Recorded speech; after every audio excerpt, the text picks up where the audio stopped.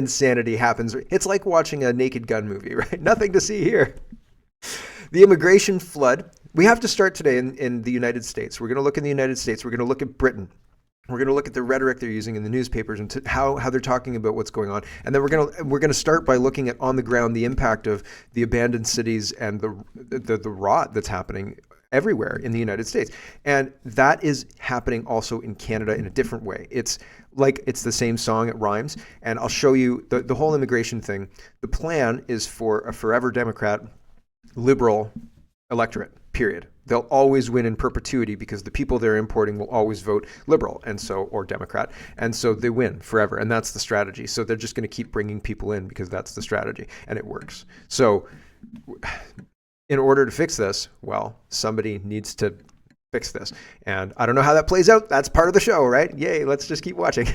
Because I honestly, genuinely, I don't know what else to do. So we can just monitor at this point in time because it's like being on a roller coaster and you're like, this is getting high. And then you're like, now I'm certainly very uncomfortable at how high this is, but I can't get off now.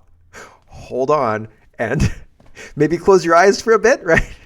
Look out for that drop because it's a doozy. So that's what I feel like we're on. I don't feel like anything I do actively or passively or anything like that is going to change what Joe Biden's doing or Justin Trudeau's doing or anything like that. And short of a trucker revolt, a farmer revolt, like France, I don't see anything being derailed. So maybe I'm wrong. Maybe all we need is a spark, right? Maybe I'm right and that's what it'll take, but people are ready. I don't know, but I'll keep watching and doing what I do. Nenshi wants to be premier. I'll show you that.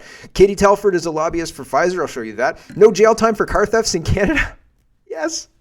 Yes. The Conservatives were asking on the House of Commons floor yesterday, can we please have jail time for that again? That would be nice. And the as far as I know, the Liberals have not agreed to that.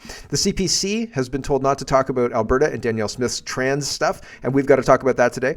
Three Amigos conference, and that results in more DEI being enshrined in law, and that is the Mexico, U.S., and Canada leadership all down in Mexico hanging out and agreeing on DEI policies, apparently, right? Climate change is really dangerous, and so is we've got to make sure diversity, equity, and inclusion is top of the priority list. Wild stuff. There's lots to get to. Let's get to it first. Wall Street Apes is reporting this isn't a third world country. We're starting in the U.S. today because all of what's happening in the U.S. is the plan for Canada, and it's in motion. It's in motion right now. This isn't a third world country. An apocalypse didn't happen. A nuclear warhead did not detonate. This is Democrat-run Oakland, California. Quote, of all the bad places I've been to in the United States, I don't know if I've ever been to a city as vastly run down, abandoned, and out of control as Oakland, California. This is the side of town where most of the homeless camps are located. Some look like something you'd see in Haiti, lean-to shacks made of recovered junk that serve as four walls and a roof, but that's just about it. Other areas just outside of downtown are home to hundreds of people camped out in makeshift shanties among piles of trash with rats. Parts of West Oakland don't even look like the United States. So here's 36 seconds of driving around Oakland, all the bad California. Places I've been to in the United States. I don't know if I've ever been to a city that's as vastly run down, abandoned, and out of control as Oakland, California. This is the side of town where most of the homeless camps are located. Some look like something you'd see in Haiti. Lean-to shacks made of recovered junk that serve as four walls and a roof, but that's just about it. Other areas just outside of downtown are home to hundreds of people camped out in makeshift shanties among piles of trash with rats. Parts of West Oakland don't even look like the United It looks like District 9. Remember District 9? And it was Johannesburg. I've mentioned this before, and I said I couldn't remember the name of the city that they were supposed to be right outside of, Johannesburg. And it looks like that. It looks like that's the expectation. Like if you can kind of get something together, then you're paying taxes on it. Oh, man. Finance a Lot is responding to Elon Musk. Elon Musk says Biden's strategy is very, very simple. 1, get as many illegals in the country as possible. 2, legalize them to create a permanent majority, a one-party state. And that's why they're encouraging so much illegal immigration. Simple, yet effective. It works. AP is reporting Biden to prioritize legal status for millions of immigrants. That's bad, right? That's bad and undermines the whole of the United States. The Blaze says Musk says Biden wants to transform the U.S. into a one-party state. Oh, I forgot to find out what Finance a Lot says. He says also, if you go to war, You need a large supply of young men who can't find jobs. Offering them food, shelter, and employment for service seems like a strategy. So they will say to all of the people who are arriving to the United States, come be a U.S. military serviceman. And I showed you Dick Durbin the other day talking about exactly that. We're going to need those people because they can't hit the recruitment numbers. Well, yeah, right. Anyway, The Blaze is saying Musk says Biden wants to transform the U.S. into a one-party state by legalizing a flood of illegal immigrants. And Wendy says the New World Order plan is to have such overwhelming numbers of Democrats that they stop having elections. Our country is to be host country to a region, so we will be responsible for all the poor countries in our region. They're erasing borders. That's what open borders is for. And the Sultan of Geo says it's actually more nefarious than that. Think of all the violence that's now erupting in all those cities being flooded with primarily young military-age men. As the war correspondent Michael Yon says, it's just like what Stalin did with the kulaks, saying, "Come and take that farmhouse. It's yours. Just take it. Nobody's going to do anything. Just go and knock on the door, and it's yours." Mao and Pol Pot did similar. This is an actual invasion. This is not a migration crisis. This is not a border crisis. We don't have a border. They're flooding across the northern border. They're flooding across the southern border, and they're not coming to get food stamps. They're coming to take your life and steal your home. I don't think that's far off. Here's Chrystia Freeland enshrining the same policies in Canada. Toronto was demanding more money for illegals, and Chrystia Freeland went and had lunch with Mayor Chow yesterday and made this announcement. Here we go. Federal government is investing $143 million through the Interim Housing Assistance Program to help Toronto provide housing for asylum seekers.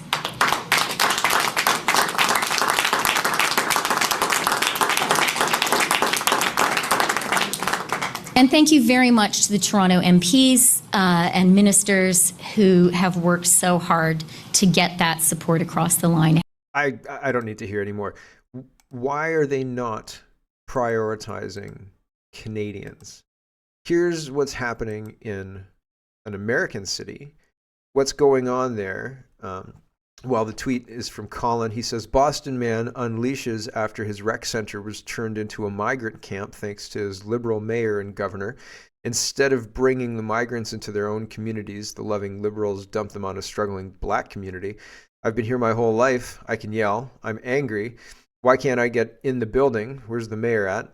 You don't. And then so he's upset. So here's a minute-long clip. There's lots of swearing in this clip. So be aware. Here we go. And I've been here my whole fucking because I can yell. Because I can yell. Because I can yell. And I'm fucking angry. That's why. I hear you. I do hear you. So why can't I get in the fucking building? Because you can't get in right now. No one can go in. Why? Where's the mayor at? Y'all, this fucking town's a fucking sham, yo. It's all about fucking money. It's a fucking money grab. Y'all don't give a fuck about the motherfuckers that was born and fucking raised here. Y'all raised the fucking rent so fucking high. Can't afford to live here, but y'all gonna bring some other motherfuckers here? That doesn't fucking add up. It doesn't make no fucking sense. None. None. I'm fucking homeless. I work a full-time job, 40 hours, and can't pay to live here. How the fuck are y'all gonna bring somebody else here? Don't make no fucking sense. None. He's right. 100% right. Chrystia Freeland announcing $130 million for refugees in Toronto, for migrants in Toronto. This is what's happening in Toronto. This is a brilliant use of a track of Trudeau from, I think it was the 2019 election, where he promised a camping initiative, camping payments or something like that. And anyway, here is camping in Toronto with campsites in Toronto. This is a world-class city. Here we go. The people in this beautiful part of the country know firsthand how great it is to spend your weekends camping. But not all Canadians are so lucky. And we want to change that. A re-elected Liberal government will expand the Learn to Camp program so that by the time they reach grade 8, all Canadian kids will have had the opportunity to experience camping and learn important outdoor skills. There you go, right? So they're getting to experience camping, all right. Here's downtown Guelph from Ariel, and he says, this is beautiful downtown Guelph, very modern, right? This is the shanty town I've shown a few times before in the downtown square. Just to the right of this picture, this is you standing on Quebec Street facing towards north downtown, like towards Club Denham. To your right would be the old Eaton Center, the Guelph Center now, the SIP Club, which is no longer there. So this is right downtown Guelph. Bookshelf is just over your left shoulder, right? Like right there. Bank of Montreal, right there, right in front of you, right? So like that building is just to your left. Bookshelf's right across from that. So it's a tent city. Is this what we want? Why are we tolerating this? It used to be, if you had people pitching tents in the downtown core, a police officer would show up and say, what do you think you're doing? What kind of stunt is this? Oh, are you doing a fundraising event? Okay, it has to be gone by tomorrow, and you should get that permitted or something like that. But, oh, you're living here? No, nope, no, you're not.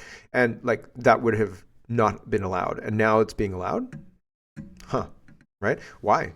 Why is this being allowed? Who's saying that this is allowed? I don't think the citizens are okay with this, and I don't think that the citizens are okay with hundreds of millions of dollars being spent on this a year. Harry Faulkner says Hong Kong high density housing on the left, on the left, and Vancouver high density housing on the right. Is this the future we want? Right? So I think this is Hong Kong. So wow, right? So dense, right? And Vancouver. So I believe that's Vancouver. I could be incorrect. Maybe this is Hong Kong. I think this is Vancouver, but I could be wrong. So that's the plan, right? There's that very angry man, and justifiably angry. This is Keith Woods. He's sharing this. This week, Elon Musk brought attention to the fact that the German government is supporting NGOs transporting thousands of migrants from the Mediterranean to Germany. The head of one of those NGOs openly states his activism is motivated by a desire to wipe out white people. So here's that. This is all coordinated. It's not a mistake that this is happening in the United States, in Canada, in Mexico, in the EU, all across the EU, in the United Kingdom, in Germany, right? Germany's in the EU, but still, all of it, everywhere, right? They've all agreed to this. I'll show you the agreement at the end of this segment. Here we go. Political signal to burst Europe's borders open forever with a fleet of their own so that everyone can come who wants to come. First hundreds of thousands, then millions. It's about no longer having white people in Europe. Don't worry, this is not a conspiracy theory, me saying and talking about white people. It's not me saying that. These people say it themselves in their own words. Here is Axel Steyer, head of the so-called sea rescuers of Mission Lifeline. He put on, back then Twitter, now X, "We have the upper hand. Soon the fun life as a white brat will be over." With white bread, of course, Steyer means people with white skin color. Furthermore, Steyer writes on X, "No, there will be no white breads at some point. The dehomogenization of society is advancing, and I support this with my work." You see for yourself, these people have set themselves the goal of erasing, that's what they say, the white skin color from the European continent. Normally, governments should do everything to stop such lunatics, but instead, they pay them with our tax money, and we will come to that in a moment. Here's another quote from Captain Axel Steyer. They're all as vile as the rest, right? And it just seems unbelievable. It seems like, no, they can't be this open about it like this. They can't be doing this right in our faces. I'm afraid that they are. I wish it weren't so, but here we are. Sean Fraser says Waterloo is the largest city to secure federal funding to build more homes. Our partnership with the city will see an additional 650 more homes in 3 years and many more in the next 10. And Nick says Liberals are building 650 homes for $22 million. Obviously, math is not a Liberal strong suit. The only thing getting built with taxpayer money is politicians' bank accounts. And that breaks down to, if you divide 22 million by 650, you get 33,846. So 33,000 per unit, $34,000 per unit, really? 650. Huh. I didn't know construction got so cheap, right? Will they be worth living in, or 100 square foot, right? Like Jeepers Creepers. Charlie says, absolutely outrageous. Sky News reporter reveals that the local vicars are kept busy with around 20 of the men baptized just last weekend. Converting to Christianity is deemed a reason that it's unsafe to return to some countries. These sickening loopholes must end. So people are going to become Christian because doing that increases their ability to stay, or increases the likelihood that they'll be allowed to stay in the UK as illegals, because they have an excuse that going home is dangerous, going back to their home country is dangerous.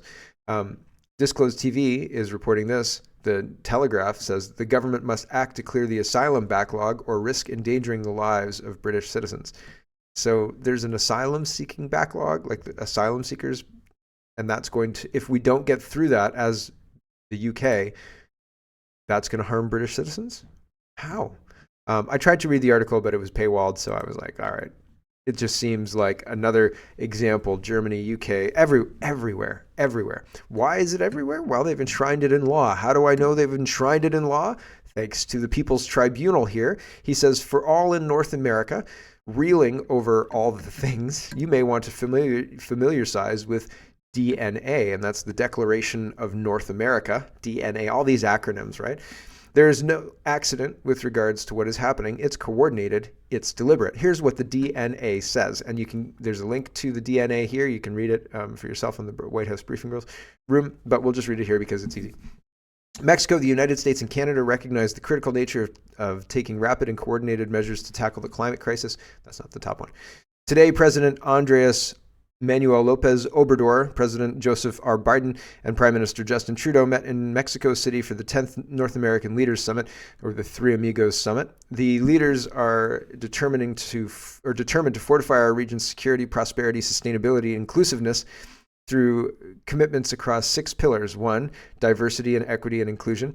2, climate change and the environment. 3, competitiveness. 4, migration and development. 5, health. And 6, regional security. So that's the first little bit. And then it goes through a little bit of talking there. I'm just going to skip that one and go to this one. It says, diversity, equity, and inclusion is a foundational to the strength, vibrancy, and resilience of our countries. Diversity is our strength, everybody. We focus on providing marginalized communities opportunities for their full, equal, and meaningful participation in our democracies and economies. I don't even think the citizens have that. Like, I don't think that my vote counts in the way it's supposed to count in Canada at any level, period. So, like, they're pretending that they want democracy, but really they want their control and no real opposition to their control. It's very interesting. To advance these objectives, President Obrador, Biden, and Prime Minister Trudeau reiterated their joint commitment to protect civil liberties, promote racial justice, expand protections for LGBTQ+, QI+ individuals, and deliver more equitable outcomes to all. In partnership with Indigenous people, we will promote innovative and sustainable solutions that honor traditional knowledge, fostering Indigenous-led growth and drive job creation. That doesn't... Job creation is done through having a product that a lot of people want that is scalable. Okay? Like, if you hand make something, and hand making that thing takes you 10 hours, and you have to hand make it, and you want to sell it, and you want to become a millionaire, good luck, because it's not going to happen, right? Unless you want to sell that for $1 million, but it's not going to happen. So, like, you need to find something that you can scale as far as recreating it. So like electricity, right? So that scales pretty well, pretty easy. It creates jobs because of demand. Scales, makes money, easy to deliver, relatively easy to deliver. Once people are like, holy cow, you can do what? You can watch TV late into the night? Hook me up with that electricity, right? So people want that, they'll pay for it, right? Pay monthly for it. That creates jobs. Like we want to enshrine Indigenous ways of knowing and job creation. Go ahead, create jobs. Do it. Go create jobs. Create all the jobs you want, indigenously or not. Doesn't matter. I don't care if it's indigenous electricity or whatever. Create jobs. Do it. There's nothing stopping you. But these people are not in touch with what business actually is. And the public's lack of understanding about that really hamstrings their ability to see through this crap, because this is just crap. It's just weasel words to make you think that they're doing something when they're really not. They're not doing anything whatsoever. So they're trying to flood our countries. The reason they're trying to flood our countries is to take control. And if they take control, which they have pretty well taken control, they really don't understand the practicality of running anything real. They're just expert at running propaganda campaigns that make up a narrative that go in the direction of what they want. And I think that they really like chaos. They like war, but I don't think they could practically fight war. They just get other people to do that for them, right? So, it's frustrating. It's frustrating watching all this happen. It seems like I said, look out for that drop on that roller coaster, right? Whew. Maxime Bernier, let's move into this trans stuff, because we got to talk about Danielle Smith. We'll do that right after this. But just generally, the trans stuff we have to talk about. So Maxime Bernier is noting this Conservative Party internal email advises MPs not to comment on Alberta transgender policies. So Marky Walsh is reporting that. And she says the Federal Conservative Party advised its MPs not to comment publicly on Alberta's new transgender medical care and education policies in an internal email obtained by the Globe and Mail on Thursday. Maxime Bernier says, while the PPC has been talking about gender ideology for years and has a full policy addressing it, the fake Conservatives are telling their cowardly MPs to shut up about it. Yep, absolutely. The Alberta Medical Association put out on February 1st their own statement. It says a statement from the Alberta Medical Association, or AMA section, so the Alberta Medical Association section of pediatricians, regarding government proposal to restrict medical treatments available to pediatric patients who identify as transgender. So they're very upset that pediatric patients are being protected by Danielle Smith's new laws. And the Canadian Medical Association is weighing in. I'm not going to read this. I don't know that I need to. Hold on. I can't highlight the sections, so I'll see if there's anything that I can pull out. I'll read the first two paragraphs because it's worth understanding how they're using emotional manipulation and emotional arguments to try and manipulate parents into agreeing to put their children into the meat grinder. But it doesn't matter if you cut off somebody's healthy sex organs. They're not going to change genders. That's not going to happen. It's not affirming. It's not healthy. It's insane. Like, this is a captured industry. This is a captured institution. We should not listen to anything the Alberta Medical Association says. They're invalid because of this letter, okay? And other things too. Statement from the AMA section of pediatrics. Medical practices are a safe place for children, youth, and families to explore options around gender-affirming treatments. This is a medical decision, and no one should be involved except the child, their parents if the child is not a mature minor. Mature minor, that's new. That's new. That didn't used to be it. The physician, it used to be the parents who were involved until the child was of the majority age, right? Family and Children's Services used to be structured so that there was a guard, like a stand-in guardian, and that guardian made the choices, not the child, not a mature minor. The guardian did. Family and Children's Services did. I know, like I experienced it, so I understand it. So back to this. Sorry, having a mature minor is a contradiction. Like, sure, there may be mature, but if a minor doesn't understand that you can't grow back body parts or something to that effect, you could convince them a lot easier. If they don't understand what a micro penis is and the side effects of taking this drug could be that for life. Like, how could you give informed consent, even if you say that they're a mature minor? Give me a break. The physician, pediatrician, or family or rural physician and other healthcare team members, the doctor-patient relationship is invoidable and sacrosanct. Full stop. Nonsense. If they say it's a safe place and they're trying to convince the kid to affirm their gender-affirming care is a good thing, it's not a safe space. We know, back to the letter, that transgender youth have higher rates of mental health issues and suicidality because of the stigma attached to their status. That's nonsense. That's absolute nonsense. And I'm sure they could pull out a study or two to back up what they're saying here, but the whole institution has been compromised.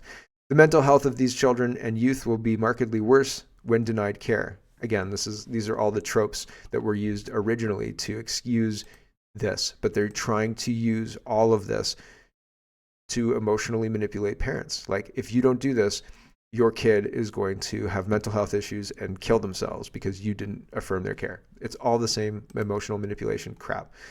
In the UK, football fan so soccer fan, banned from matches until 2026 after Premier League conducted a 4-month Stasi probe into her social media posts criticizing transgender ideology, despite police saying she did not commit a crime.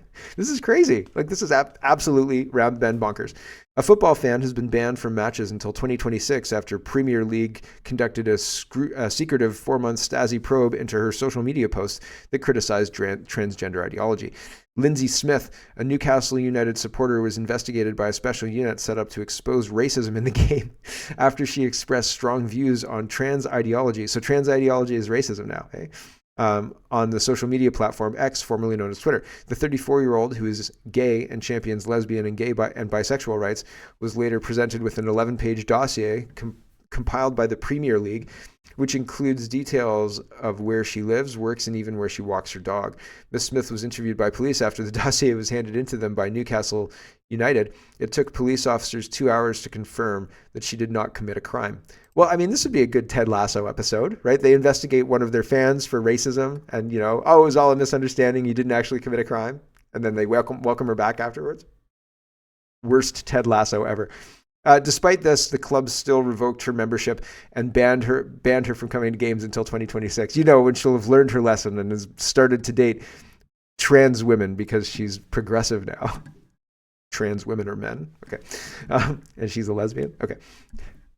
Explaining jokes is the worst, but she is now taking legal action to overturn the ban, stating that it is her right by law to express gender-critical views and that the Premier League's actions were a breach of data protection laws. Yeah, like, that's a huge overstep, Premier League. What are you doing?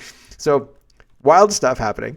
Let's talk about Daniel Smith. Sorry the show's so long already. Like, I feel like we've got lots more to go, but there's lots to go. And then it's going to be real quick. Once we hit the government part, it's just going to go super quick. So, whatever. National Post is reporting, while it's okay to disagree with Danielle Smith. Oh, thanks, National Post, for giving me permission to disagree with Danielle Smith. The hysteria over her government's plans for transgender rights is bizarre. So everybody losing their mind about this is bizarre.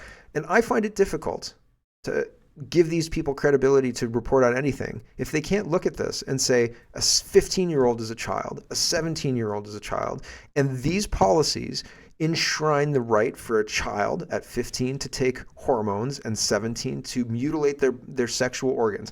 Everybody's saying, oh, it's a win for transgender kids. It's a win for other kids because they get to go through puberty. It is a complete and utter falsehood that anybody can change their gender. They cannot. It is not. It is like telling people, we will give you surgery and you will be able to fly like Superman. And then when you can't, right? Well, we just have to cut off your legs. We just have to cut off your legs. And then you can fly like Superman. And then when you can't, wow, you're an anti-flyer, right? Like, you anti-flyer, so get out of here, right? Like, we're not going to listen. We're not going to listen to your warnings about this. What? Like, the whole world has lost their ever-loving minds. And I just can't believe it. I mean, like, seriously, everybody? I will not ignore human biology because a politician doesn't understand human biology. I will not ignore reality because a politician doesn't understand human biology. Reality is real, and these politicians can easily be manipulated and purchased. Wayne says the reaction isn't bizarre if you understand what her opponents are actually losing their collective minds about, he says. The left-wing people for the past 20 or 30 years have been slowly increasing their influence over the education of children and pushing parents further to the side. That's one of the main pillars of left-wing ideology, the breakup of the family unit, where children do not belong to their parents but belong to the state. By affirming parental rights, this attacks the central pillar of left-wing ideology. That's why the left-wing nuts are going crazy. So yeah, I think that is plausible, certainly plausible. But also, the whole thing is nuts. Here's Adam Zivo. This is part of the article, the National Post article that I was talking about before. Calm down, Canada. Alberta's new gender policies appear quite sensible. They do not. 17-year-olds should not be cutting off their healthy sex organs. 15-year-olds should not be taking cross-sex hormones. And why has everybody lost their ever-loving minds? It's crazy. I'll just read this. Alberta's newly announced policies on transgender rights and sex education have received blistering criticism this week, which is disappointing because they are, for the most part, reasonable. No, they're not. Premier Smith announced the province's new direction in a 7-minute video posted to social media on Wednesday, as no written policy documents accompanied the video. The full details of her plan remain murky. However, we know that the province will ban sex reassignment surgery for minors and forbids the use of puberty blockers and cross-sex hormones on children 15 years or younger. So another way to say that is the province will allow cross-sex hormones on children 15 years or older. Other older youths who wish to take hormones and blockers can still do so, but will need the support of their parents, doctors, and psychologists. Exceptions will be made for youth who have already started. They're going to have a registry of doctors and psychologists who will affirm this crap, and you can easily find that information. So good luck if you're a parent who says no. While Smith is clamping down on pediatric transition, she seems fully supportive of providing gender-affirming care to transgender adults. Gender-affirming care is cutting off healthy sex organs and or known as mutilating somebody for no reason. Let me cut off your legs and you'll definitely be able to fly. Wink, wink, wink. Transgender adults, listen, if you want to cut off your healthy sex organs, you should still not have access to that kind of surgery because that's insane. And we should not be affirming people's mental illness by cutting off organs. If you say, I don't agree that this hand is my hand, so cut it off, we shouldn't be saying, okay, you're right, that hand is not your hand, get it off him. Right? Remove that hand right now. We shouldn't be doing this. We shouldn't be going down this road. This is insanity. This is completely bonkers. She announced that the province will focus on attracting medical professionals trained in sex reassignment surgery. You can't do that. You can maybe make somebody look like the opposite sex, but then they are a medical patient for life. It would be much better to just send them to a psychiatrist and say, sorry that you feel that way. It's real bad, but keep using that hand anyway. As patients currently must travel to Quebec for such procedures, a provincial registry of professionals who provide related services will also be created to make it easier for transgender adults to find surgery, aftercare, and hormones. Also, it will make it easier for kids to find doctors who will affirm this nonsense. I'm adding that little bit. With respect to schools, transitioning children behind parents' backs will no longer be permitted. It was never, ever permitted. It was never permitted, and those people should have been held accountable under law. School officials will need to obtain parental consent before recognizing any new names or pronouns for students under the age of 16. While older students will not need this consent to officially change their names or pronouns, parents will still need to be notified should these changes occur. While Smith did not directly address the possibility of trans-identifying youth being outed to their parents against their will, a senior official in the Alberta government said there is no way that will happen. If a student feels uncomfortable with parental notification, then their school will simply retain their old name and pronouns until the situation changes, said the official, who asked to remain anonymous. At no point will the school be permitted to inform the parents of a child's transgender identity against their will. The kid can absolutely say, no, you can't inform my parents, they said. In this way, the province will balance parental rights and student privacy. No school-sanctioned transition without parental consent, and no parental notification without student consent. As for classroom education, any instruction involving sexuality or gender will require parents to be notified and opt in to each lesson. In addition to school reforms, the province will work with sporting organizations to ensure that cisgender women, that should just be women, to ensure that women have access to female-only competitions. Using this language in this way validates it, right? Makes it so that it is in use, where you have now downgraded women to a subcategory of woman. And that's not true. Women are women, and nothing else is a woman, right?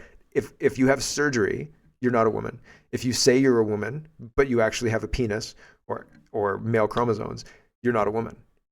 It's that simple. There is no cis women. Women are women. There is no class of women that includes men. Women are women. This is insanity. Why does nobody see this? Everybody should understand this.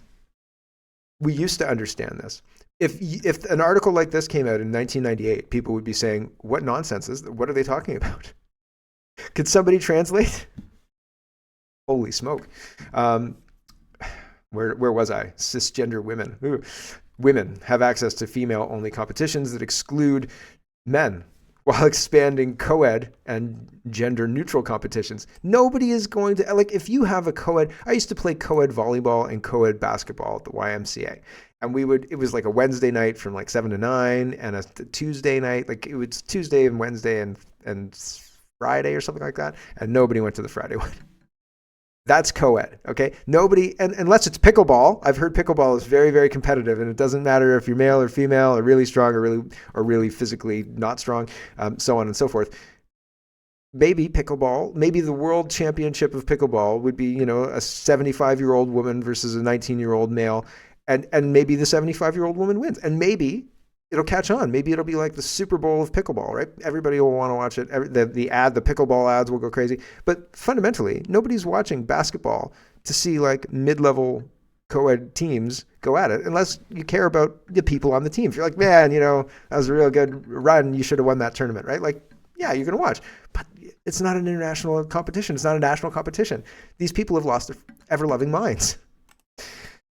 Smith prefaced these reforms by asserting that while the transgender people deserve meaningful opportunities to compete in sports, transgender men, have undeniable biological advantages over women that cannot be ignored. So there you go. Wild.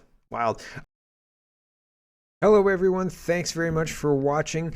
This is just a short version of a longer show. If you'd like to get the whole show, you can go over to CanadaPoly.com and sign up for a subscription. Just look in the drop-down tab for Shop and Donate and look for subscriptions, and you'll get immediate access to the full show. Love to see you. Thanks for watching, everybody. Have a wonderful, wonderful